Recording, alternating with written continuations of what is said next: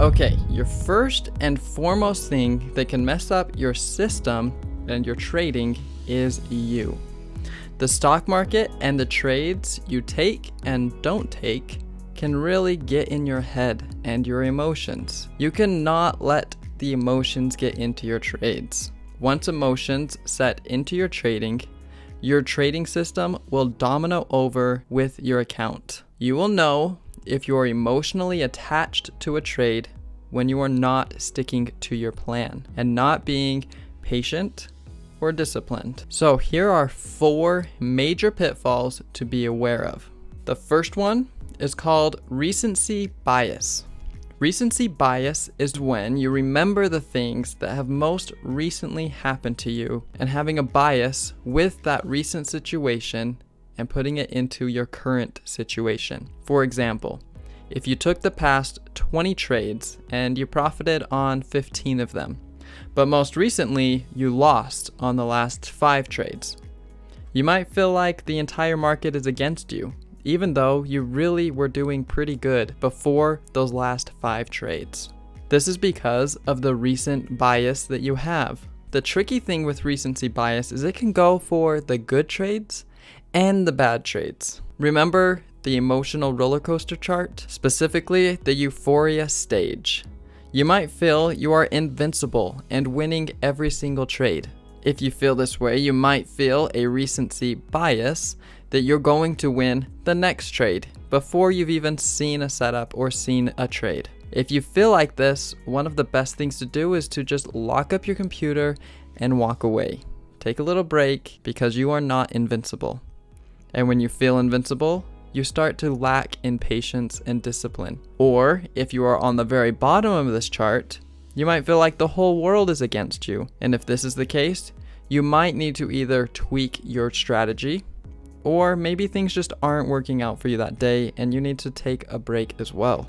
The biggest thing with recency bias is to treat every trade as an individual trade so that you don't make decisions based off of what happened in the last trade. The second common problem with traders is having fear of missing out, or FOMO.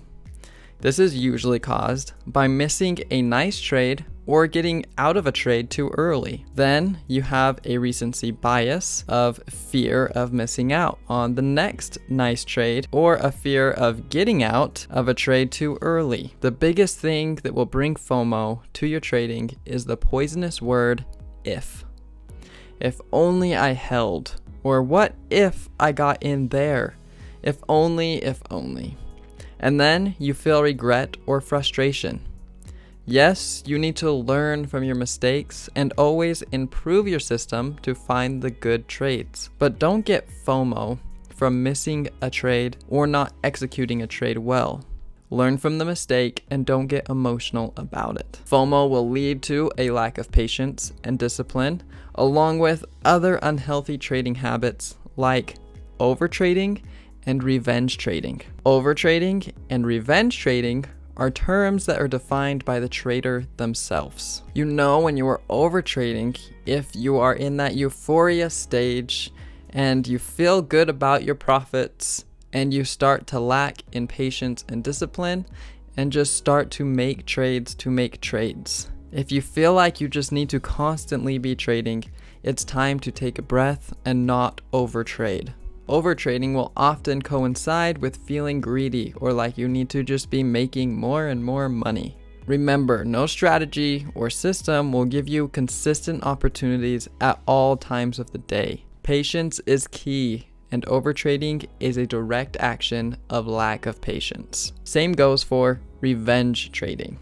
This is a type of overtrading, and you take a trade disregarding your system or strategy because you need to make back the losses of the last trade that you just took. For example, say a trader gets stopped out of a position, giving them a loss. Then, as soon as they got out of the position, the stock reversed. Then they feel FOMO, like they've missed out on the trade that they should be in right now. So they disregard their strategy and decide to just jump back in to try and make back those losses that they just took because they feel like that stock owes them money. So always be aware of revenge trading, especially when you are trading a stock that you have taken losses on in that day.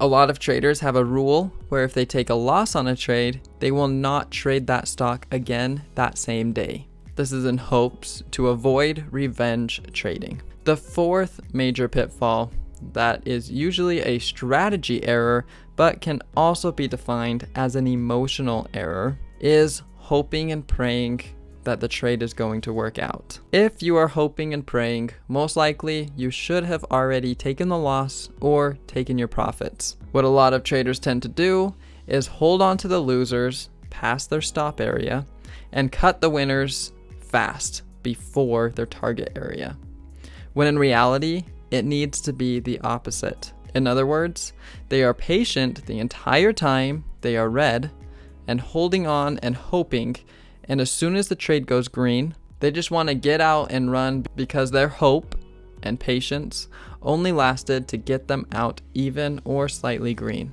This is not always a bad decision. It depends on the trade, but oftentimes, if a trader was as patient in the green as they were in the red, the trade would have been much more profitable.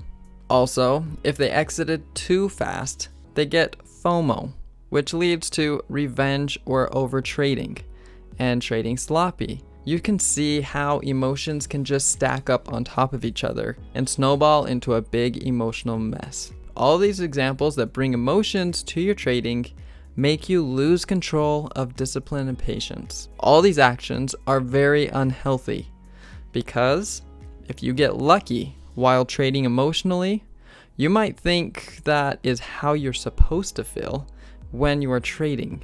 In reality, emotional trading will not last, and it is not the way to trade.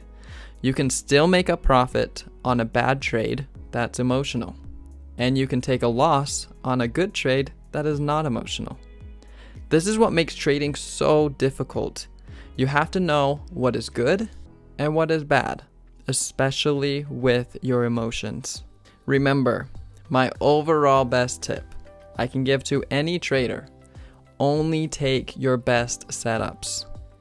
When you have FOMO or want to revenge trade, always get a level head first and ask yourself, is this trade an A+ setup, or is this an emotional type of trade? All traders have been there and done that and have felt these emotions.